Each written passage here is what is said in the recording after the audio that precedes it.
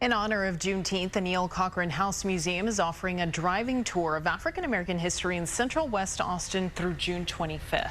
It starts at the museum and winds through the historic sites of Wheatville and Clarksville. Dear Newbaum is live in West Austin with the details. Cynthia, good morning.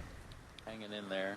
Good morning. Yeah, the museum has so many different offerings for programming all year long, but in honor of Juneteenth, extending this driving tour in Peace Park is one of the stops along the way.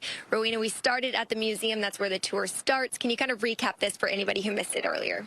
Sure. So we have developed basically a Black history of West Austin driving tour. You start at the Neill Cochran House Museum. Stop number 2 is the Fontaine Building, which is the last building standing from the Wheatville Freedom Colony.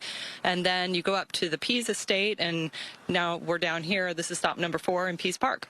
In Chuck, when people stop at Peace Park, what are some of the things that they're going to learn through the video, the brochure, and the history here at Peace Park? Sure. So Peace Park is the oldest city park in the city of Austin, excluding the squares in downtown Austin. It was donated to the city in 1875 and has a long history of use over that period.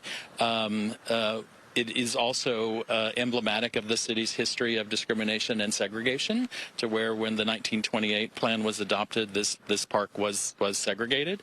And so there's a half century of history in between, from Reconstruction to 1928, where communities of color lived nearby the space and used the space, and then city policy ended that in 1928 with discrimination. So the stories of this park's history to that and how it is emblematic of segregation in the city is an important thing that people will learn. Yeah, incredible history here. Aside from the tour and this being one of the stops, what else do you guys have going on at Peace Park?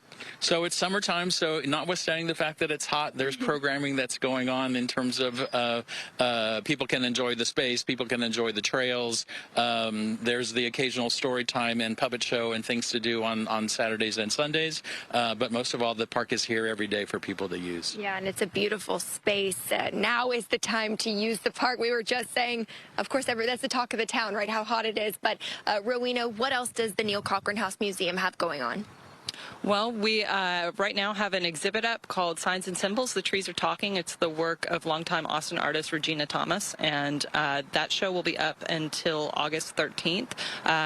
This summer, if you're looking for a place to get indoors with the kids because it's so hot, we are air conditioned. Weren't in 1856, but we are now. And we have scavenger hunts for the kids throughout the site. We're a very accessible place for families to come learn a bit more about Austin and Texas history. Incredible. Where do people follow along, sign up, get more information? Sure. So our website is nchmuseum.org, and if you let the thing sit for about half a second, a pop-up will show up to join our newsletter, and you can keep up to date with everything that we've got going on. Fantastic. And when curating this driving tour, what do you guys hope that people take away from this, and why is this for everybody that lives in our community?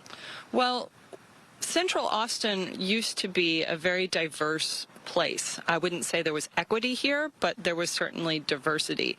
And what happened, particularly after the passage of the 1928 plan, was that the central part of the city became very white, and that legacy has really lasted for many, many decades, and we've also seemed like a part of town that was not particularly welcoming to people of color.